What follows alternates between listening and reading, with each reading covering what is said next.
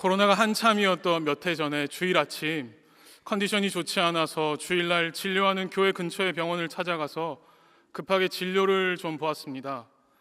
그런데 거기 계신 의사 선생님께서 저에게 계속 목사님 이렇게 말씀해 주셨습니다. 그래서 제가 속으로 이제 드디어 내가 목사처럼 좀 보이는구나 하는 생각에 기뻤습니다. 그리고는 처방전을 받아서 엘리베이터를 타서 거울을 보는데 제 가슴에 명찰이 딱 달려있는 게 아닙니까? 얼굴이 얼마나 화끈거렸던지 그날만 생각하면 너무 부끄럽습니다. 우리는 인생을 살아가며 이처럼 착각합니다. 중고등학생들은 수업 시간에 앞사람 등 뒤에 숨어서 자면 선생님이 자기를 못 볼 것처럼 착각합니다. 세상의 모든 엄마들은 우리 애는 정말 착한데 친구를 잘못 만나서 삐뚤어진 것이라고 착각합니다. 특별히 우리는 신앙생활을 하면서도 착각합니다. 사람들의 인정을 하나님의 인정으로 착각합니다. 돈과 인맥과 권력이 나의 신앙까지도 지켜줄 줄로 착각합니다. 한 해를 돌아보며 우리는 착각하지 말아야 합니다. 나의 공로를 대단히 여기며 착각하지 말아야 합니다. 나는 자격 있다 여기며 착각하지 말아야 합니다. 주인이 불러준 은혜보다 자신의 능력의 결과라고 여기는 이 교만한 마음에서 우리는 돌이켜야 합니다. 사실 우리는 너무 연약하기에 기도하지 않고 누리는 축복은 감사하지 못하거나 또는 우리의 능력으로 착각할 가능성이 높습니다. 대림절이 시작되는 12월 첫째 주 수요일, 교구연합 수요기도의 오늘 이 시간, 기도의 깊은 곳에서 하나님을 만나시기 바랍니다. 지난 한 해를 돌아보며 오늘 이 시간 하나님의 음성을 듣고 주님의 코칭을 받아들이는 은혜가 있기를 간절히 소망합니다. 오늘 본문은 베드로가 예수님을 모른다고 3번이나 부인한 사건과 그의 회개에 대한 내용이 등장합니다. 본문의 배경은 이러합니다. 종교 지도자들은 백성들의 폭동이 두려워서 성전에서 예수님을 체포하지 못하고 밤에 몰래 대제사장의 집으로 서둘러 갔습니다. 그들은 안식일이 시작되기 전에 예수님을 제거하고 유월절을 맞이하고 싶었기에 자신들의 규범에도 어긋나는 일을 강행하고 있습니다. 예수님을 잡아 끌고 대제사장의 집으로 들어갈 때에 멀찍이 따라가는 한 사람이 있었습니다. 바로 베드로였습니다. 베드로는 군병들이 예수님을 잡으러 왔을 때 제사장의 종 말고의 오른쪽 귀를 떨어뜨리며 예수님에 대한 충성심을 드러냈던 용기가 있는 사람이었습니다. 그는 예수님께서 대제사장의 집에 끌려가시자 예수님의 수제자로서 책임과 의무감을 가지고 위협을 무릅쓴 채 그 뒤를 쫓아가고 있었습니다. 그랬던 그가 예수님이 계시던 곳으로부터 멀찍이 떨어져 따라 들어가고 있습니다. 그리고 예수님의 재판 결과를 궁금해하던 사람들 사이에서 그 불을 함께 쬐고 있습니다. 아마 베드로는 자신이 예수님의 제자라는 의심을 받을까 봐 아주 무심한 듯한 표정과 태도와 자세로 거기 서 있었을지 모르겠습니다. 그런데 대제사장의 집에 들어간 베드로는 금방 자신의 정체가 탄로나고 말았습니다. 사람들이 베드로가 예수님과 함께 있었다며 그 도당이라고 하자 그는 자신의 정체가 드러날 위기에서 나는 예수님과 무관하다고 3번이나 부인하고 있습니다. 여러분, 사실 어느 누가 자신의 인생을 걸었던 스승을 배신하고 싶겠습니까? 베드로는 결코 그렇게 하고 싶지 않았을 것입니다. 그렇게 예수님을 모른다고 했던 베드로는 잠시 후에 더 비참한 현실과 마주하게 됩니다. 예수님을 부인하던 베드로가 마침 자신을 바라보시는 예수님과 눈이 마주쳤던 것입니다. 사람이 살다 보면 이처럼 모든 것이 무너져 내리는 것과 같은 이 순간을 종종 만나게 됩니다. 인생에서 만나는 깊은 갈등과 어려움은 우리를 본능대로 움직이게 하는데 우리의 본능은 이기적이기에 어려움의 때에 손해볼 때에 내가 누구이며 어떤 사람인지 정확하게 증명됩니다. 우리의 본능은 이처럼 이기적이기 때문에 우리는 하나님을 사랑한다고 말하면서도 자기의 유익을 버리는 일에 머뭇거릴 때가 많습니다. 그래서 신앙은 나에게서 하나님으로 중심이 이동하는 것입니다. 우리는 본능대로 살지 말아야 합니다. 베드로와 같은 실수를 피하기 위해서 하나님의 도움을 구해야 합니다. 이 시간 베드로의 실패를 살펴보며 하나님의 은혜를 함께 나누길 원합니다. 먼저 첫 번째, 베드로의 실패 원인은 지나친 자기 과신에 있었습니다. 학자들마다 의견이 조금씩은 다르지만 베드로는 1시간 남짓 아주 짧은 시간 만에 3번이나 예수님을 부인하고 있습니다. 오늘 본문과 평행 본문인 마태복음 26장 33절은 이렇게 말합니다. 베드로가 대답하여 이르되 모두 주를 버릴지라도 나는 결코 버리지 않겠나이다. 아멘. 여러분, 베드로는 이처럼 늘 자신감이 넘쳤습니다. 모두 주를 버릴지라도 나는 결코 주님을 버리지 않겠다던 베드로의 고백은 진심이었습니다. 그런데 예수님은 베드로의 환상을 이렇게 깨어버리고 맙니다. 누가복음 22장 34절은 이렇게 말합니다. 이르시되 베드로야 내가 내게 말하노니 오늘 닭 울기 전에 내가 3번 나를 모른다고 부인하리라 하시니라. 예수님은 확신에 찬 베드로의 고백을 들으신 후에 그가 예수님을 3번이나 부인할 것이라고 말씀합니다. 베드로는 원래 가장 앞장서서 주님을 따랐습니다. 열정적인 추종자였고 제자 중에서도 가장 적극적인 인물 중에 한 사람이었습니다. 우리는 자기 자신에 대한 환상이 있습니다. 내가 남들만큼 할 거라고 착각합니다. 나는 실수하지 않을 것이라고 착각합니다. 베드로는 자신을 너무 과신했습니다. 그런 그가 몰랐던 것이 하나 있습니다. 바로 자기 수준이었습니다. 하나님을 떠난 인간은 언제 악한 세력에게 무너질지 모르는 연약한 존재입니다. 스스로를 과신하는 교만을 우리는 버려야 합니다. 우리는 자신을 신뢰하지 말아야 합니다. 오직 하나님을 신뢰해야 합니다. 자신이 잘할 수 있다고 생각하는 것은 위험합니다. 그래서 늘 겸손하게 자신의 약함을 돌아보고 인정할 수 있어야 합니다.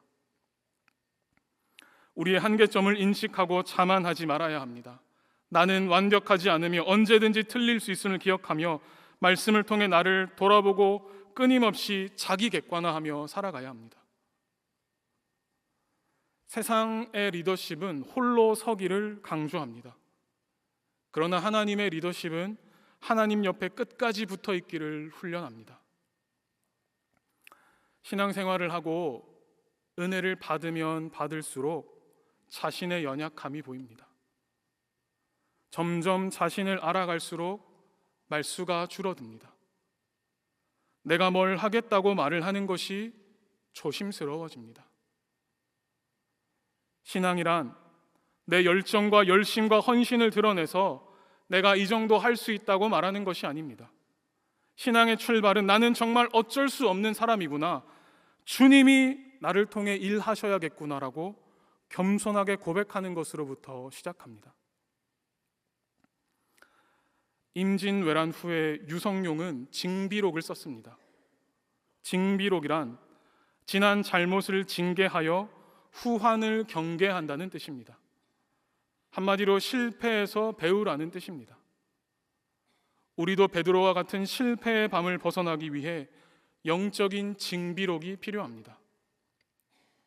본문의 베드로는 예수님께서 십자가를 지실 때에 멀찍이 따라가고 있습니다. 오늘의 본문 누가복음 22장 54절과 55절을 우리 한 목소리로 다시 한번 읽어보겠습니다. 누가복음 22장 54절과 55절을 읽겠습니다. 예수를 잡아 끌고 대제사장의 집으로 들어갈새 베드로가 멀찍이 따라가니라. 사람들이 뜰 가운데 불을 피우고 함께 앉았는지라. 베드로도 그 가운데 앉았더니 아멘. 베드로가 멀리 떨어져서 충분히 도주가 가능한 거리에서 무리를 따라가고 있습니다. 베드로는 예수님과 적당한 거리를 유지하고자 했던 계산된 믿음이 그에게 있었습니다. 오늘의 본문을 유진 피터슨의 메시지 성경은 베드로는 안전한 거리를 두고 뒤따라갔다라고 표현하고 있습니다. 멀찍이 따라간 베드로는 예수님과 자신을 지킬 수 있는 가장 합당한 거리, 가장 안전한 거리, 철저하게 계산된 거리에 있었습니다. 사실은 베드로가 주님을 버리고 아주 도망가 버린 다른 제자들과는 달리 그래도 멀찍이서 주님을 쫓았기 때문에 베드로는 다른 제자들보다 조금 나았을지 모르겠습니다. 그러나 그러한 신앙도 결국 주님을 배신하는 자리까지 떨어지고 말았습니다. 미국의 남북 전쟁 당시에 전쟁 중에 안 죽으려고 계산하며 아주 모호한 태도를 보인 한 사람이 있었다고 합니다. 그 사람은 바지는 남군 군복을 입고 상의는 북군 군복을 입었습니다. 왜 그랬는지 아시겠죠? 전쟁 중에 누구를 만나더라도 살기 위한 잔꾀였습니다. 그러나 결과는 처참했습니다. 북군은 다리를 쏘고 남군은 가슴을 쏘아서 결국 죽었다고 합니다. 이처럼 불신보다 무서운 것이 어정쩡한 신앙입니다. 오늘날 우리는 아무것도 희생하지 않으며 신앙의 체신을 지키려고 합니다. 하나님과 멀어진 그 거리를 좁히고 싶어 하지 않습니다. 우리 중에도 예수님을 그리스도로 고백하며 제자의 길을 걸어가는 것처럼 보이지만 실상은 그렇지 않은 분들이 계십니다. 베드로처럼 멀찍이 따로 앉아서 조금만 어려운 일이 생기면 예수님의 주되심을 부정하고 세상을 따라 살아가는 사람들이 있습니다. 사랑하는 주님의 교회 성도 여러분, 예수님을 멀리서라도 따라가고 있다며 자만할지 모르겠지만 그러한 애매모호한 신앙은 결국 실패로 끝날 수밖에 없습니다. 오늘도 교만한 자기 자신의 삶에서 돌아보고 적극적으로 주님께로 돌이켜 겸손하게 주님을 의지하며 살아가는 복된 하루가 되시기를 간절히 소망합니다. 두 번째, 베드로의 실패 원인은 작은 것을 소홀히 여겼기 때문이었습니다. 오늘 본문의 베드로는 예수님께서 돌이켜 베드로를 보시기 전에 한 여종 앞에서 먼저 무너졌습니다. 베드로는 여종의 질문에 내가 그를 알지 못하노라라고 예수님을 처음 부인한 후에 나는 내가 하는 일을 알지 못하노라라며 더욱 강렬하게 예수님을 부인하고 있습니다. 평행 본문인 마태복음 26장 74절 상반부에는 그가 저주하며 맹세하여 이르되 나는 그 사람을 알지 못하노라라고 고백했습니다. 베드로는 스스로 저주하고 맹세까지 하며 예수님을 부인하고 있습니다. 한 여종이 했던 첫 번째 질문에 정직하지 못했던 그의 신앙 고백은 결국 그를 더 괴로운 삶으로 인도하고 있습니다. 처음에 베드로는 예수님을 안다는 것을 부인하다가 그 다음은 자신이 예수님의 제자들 중에 하나라는 것을 부인합니다. 그리고 마침내 그 사람이 무슨 말을 하는지조차 알지 못한다고 고백하고 있습니다. 우리는 작은 것을 우습게 여기지 말아야 합니다. 우리가 넘어지는 것은 사실 결코 큰일이 아닙니다. 작은 유혹에 넘어가는 것입니다. 이처럼 죄는 그냥 두면 우리의 삶에서 자라게 됩니다. 우리는 작은 것을 소홀히 여기지 말아야 합니다. 출애굽기에 등장하는 바로는 9번의 재앙을 겪고도 이 정도의 위기로 무너질 제국이 아니라는 잘못된 자신감이 그의 인생을 실패로 이끌고 말았습니다. 그러면서 그에게 주어진 9번의 기회를 모두 놓치고 말았습니다. 또한 하나님께서는 노아의 방주를 준비하시면서 부패하고 악이 가득했던 시대를 살아가는 그들에게 돌이킬 시간을 충분히 주셨지만 아무도 반응하지 않았습니다. 사랑하는 주님의 교회 성도 여러분, 내 삶에 지킬 게 너무 많아서 현실과 타협하고 현실에 안주하면서 진리를 외면하며 살아가고 계시지 않으십니까? 작은 것을 소홀히 여기는 세상과의 타협은 우리를 죄의 길로 이끌어 하나님으로부터 멀어지게 합니다. 그리고 이 한 번의 타협은 또 다른 변절로 반드시 이어지게 됩니다. 죄악된 삶과 타협하며 살아가지 마시기 바랍니다. 오늘도 작은 것을 소홀히 여기지 않고 맡겨진 작은 일들에 최선을 다하며 살아가는 하루가 되시기를 바랍니다. 세 번째, 베드로가 실패했던 원인은 기도의 부재입니다. 담대하게 자신의 신앙을 고백했던 예수님의 수제자 베드로는 닭이 3번 울기 전에 예수님을 부인합니다. 주와 함께 죽을지언정 주를 부인하지 않겠다는 베드로도 죽음의 위기 앞에서는 어쩔 수가 없었습니다. 이전에 그가 했던 충성스러운 믿음의 고백들은 다 진심이었지만 기도 없는 장담은 실패할 수밖에 없다는 것을 우리는 깨닫게 됩니다. 마음속 중심에서 나오는 확신이라 할지라도 기도가 없으면 우리는 그런 결심을 지켜낼 수가 없습니다. 이처럼 우리가 신앙생활에서 실패하는 가장 중요한 원인은 우리의 기도가 약해지기 때문입니다. 여러분, 인생에서 가장 위험한 순간이 언제인지 아십니까? 바로 나를 도와줄 수 있는 사람이 많아 보이는 그때입니다. 의지할 사람이 많을 때가 가장 위험합니다. 왜냐하면 바로 그 순간 우리의 기도는 멈춰지기 때문입니다. 기도해야 할 때 기도하지 못한 것이 베드로의 실패의 원인이었습니다. 오늘 본문 바로 앞의 사건이 바로 감람산 기도, 즉 겟세마네 기도입니다. 이 기도는 우리가 잘 아는 것처럼 예수님께서 십자가를 지시기 직전에 하셨던 기도입니다. 마태복음 26장 40절은 이렇게 말합니다. 제자들에게 오사 그 자는 것을 보시고 베드로에게 말씀하시되 너희가 나와 함께 1시간도 이렇게 깨어 있을 수 없더냐. 아멘. 인생의 위기는 늘 전조 현상이 있는데 베드로는 당시 기도에 실패했습니다. 예수님께서는 겟세마네의 승리가 있었기에 십자가의 승리를 경험할 수 있었습니다. 그런 반면 기도에 실패했던 베드로는 예수님을 3번이나 부인하고 있습니다. 이처럼 기도는 인생의 승리와 실패의 뿌리가 된다는 것을 우리는 발견하게 됩니다. 개인적으로 주님의 교회에서 벌써 5년을 보내었습니다. 훌륭한 성도님들과 건강한 교회에서 오랜 시간 사역을 하면서 저에게 가장 두려운 것이 하나 있습니다. 바로 어느 순간 기도를 멈추고 나의 연약함에 대한 인식을 놓쳐버리는 건 아닐까 하는 생각입니다. 더 이상 은혜에 기대서지 않아도 살만하고 그분의 도우심에 매달리지 않고 기도하지 않고 그저 하던 대로 관성대로 삶이 사라지는 것, 저는 그 삶이 정말 가장 두렵습니다. 이를 위해 제가 꼭 붙잡고 사는 삶이 하나 있습니다. 바로 새벽을 깨우는 일입니다. 저에게 새벽은 포기할 수 없는 시간입니다. 새벽에 받은 하나님의 음성과 사인이 얼마나 많은지 모릅니다. 지금 제가 맡고 있는 사역의 구체적인 모습들은 대부분 새벽에 하나님이 주신 아이디어입니다.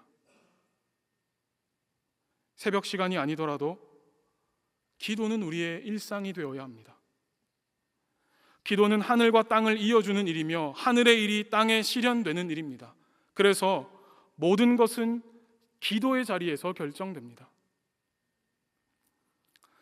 살다 보면 하나님께서 기도하라는 사인을 주실 때가 가끔 있습니다. 어떤 사건과 문제가 일어나기 전에 기도의 부담을 주실 때가 있습니다. 그때는 미루지 말고 기도하셔야 합니다. 기도 없이는 그리스도인의 삶을 제대로 살 수 없습니다. 기도는 우리 인생의 영적인 엔진의 연료를 보충하는 것과 같습니다. 인생의 시험은 그래서 기도하지 않을 때 옵니다. 기도에 민감하면 문제 앞에 담대할 수 있습니다. 오늘 본문에 인생의 깊은 실패를 경험한 베드로의 모습에 이제 반전이 등장합니다. 예수님을 부인한 실망스러운 베드로의 모습 뒤에 즉각적인 그의 회개가 등장합니다. 오늘의 본문 누가복음 22장 61절과 62절을 우리 한 목소리로 같이 한번 읽어보겠습니다. 누가복음 22장 61절과 62절을 같이 읽겠습니다. 주께서 돌이켜 베드로를 보시니 베드로가 주의 말씀 곧 오늘 닭 울기 전에 내가 3번 나를 부인하리라 하심이 생각나서 밖에 나가서 심히 통곡하니라. 아멘. 베드로는 3번에 걸쳐 예수님을 부인하다가 주께서 돌이켜 베드로를 보시자 심히 통곡합니다. 자신의 죄를 인정하고 뉘우쳤다는 것입니다. 베드로는 대성통곡합니다. 자신이 메시아를 부인했다는 사실을 깨달았을 뿐만 아니라 3년 동안 자기를 사랑하고 가르친 분께 등을 돌렸기 때문입니다. 그럼에도 자신을 다그치거나 정죄하지 않으시고 불쌍히 여기시고 다시 시작하기를 바라시는 그 격려의 눈길을 베드로는 경험하고 있습니다.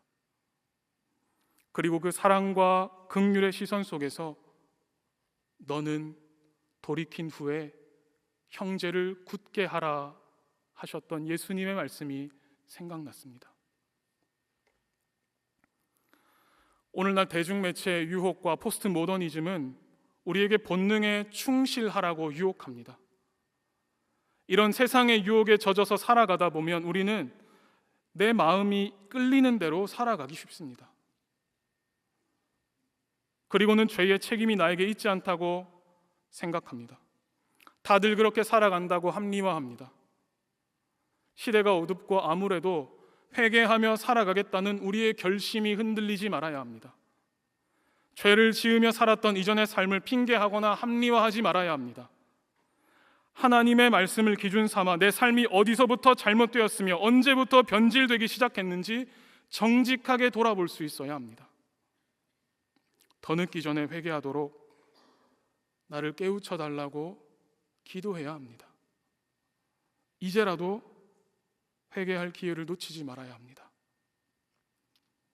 완전히 무너지기 전에 주님께 두 손 들고 나갈 수 있어야 합니다. 모든 제자들이 다 도망가고 가장 믿었던 베드로도 자신을 3번이나 부인했습니다. 그렇게 예수님은 철저히 혼자셨습니다.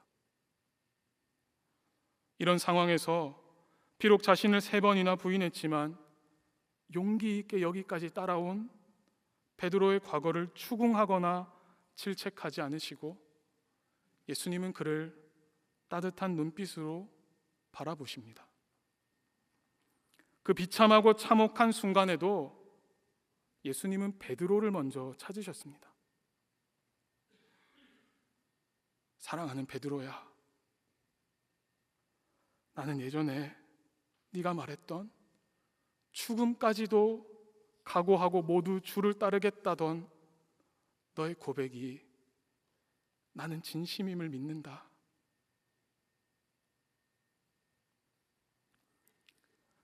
베드로는 이제야 주의 탄식 소리가 들립니다. 이제야 주의 눈물을 보았습니다. 따뜻한 불을 쬐며 구경하던 베드로는 이제야 지난 삶을 돌아보게 되었습니다. 내 삶이 먼저였는지 주님이 먼저였는지 이제야 돌아보게 되었습니다. 자격 없는 자신을 향한 예수님의 사랑을 다시 경험한 베드로는 그 사랑에 감격해서 이제는 형제를 굳게 하는 일을 감당합니다. 베드로가 몇 시간 동안 겪었던 그 일은 자신의 남은 인생을 송두리째 바꾸어 놓았습니다. 미온적으로 예수님을 따르던 자에서 완전히 회개한 후에 그는 그리스도의 교회를 세우는 데 쓰임받을 담대하고 성숙한 인물로 변화되었습니다. 사랑하는 주님의 교회 성도 여러분, 올 한 해 정말 수고 많으셨습니다. 지금 여러분의 삶의 자리가 너무 힘들어도 예수님의 곁을 떠나지만 않으면, 내가 스스로 포기하지만 않으면 예수님께서 우리의 인생을 알려주실 것입니다. 이제라도 늦었지만 하나님의 은혜와 사랑을 돌아보실 수 있기 바랍니다.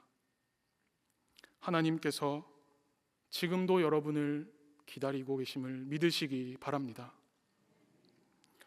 마지막으로 이야기를 하나 해드리고 오늘 말씀을 마치겠습니다. 이재철 목사님의 새신자반 책에 등장하는 이야기입니다. 1990년 봄, 둘째 아이가 강남 YMCA 2층에서 떨어진 적이 있다. 온 입이 피투성이가 된 아이를 데리고 영동 세브란스 병원 응급실로 갔을 때 아이의 양턱이 부러지고 아래턱과 입술 그리고 잇몸이 찢어졌다는 진단이 나왔다. 무엇보다도 계속 출혈 중인 아래턱과 입술 그리고 잇몸을 꿰매는 응급수술을 받아야 했다. 그러나 아이에게 마취를 할 수가 없었다. 높은 곳에서 떨어졌기에 혹 뇌에 충격이 갔을 경우 마취에서 깨어나지 못할 수도 있기 때문이었다. 뇌의 충격 여부를 확인하려면 상당한 시간이 필요하며 어쩔 수 없이 아이의 맨살을 꿰매는 수술이 시작되었다. 아이의 온몸을 시트로 감싸고 나를 포함한 장정 3명이 아이의 머리, 몸통 그리고 다리 부분을 힘을 다해 움켜잡았다. 마취 없이 수술받는 아이가 움직이지 못하게 하기 위함이었다. 나중에 보니 아이의 머리를 잡았던 부위에 피멍이 들었을 정도로 어른들은 힘을 다했다.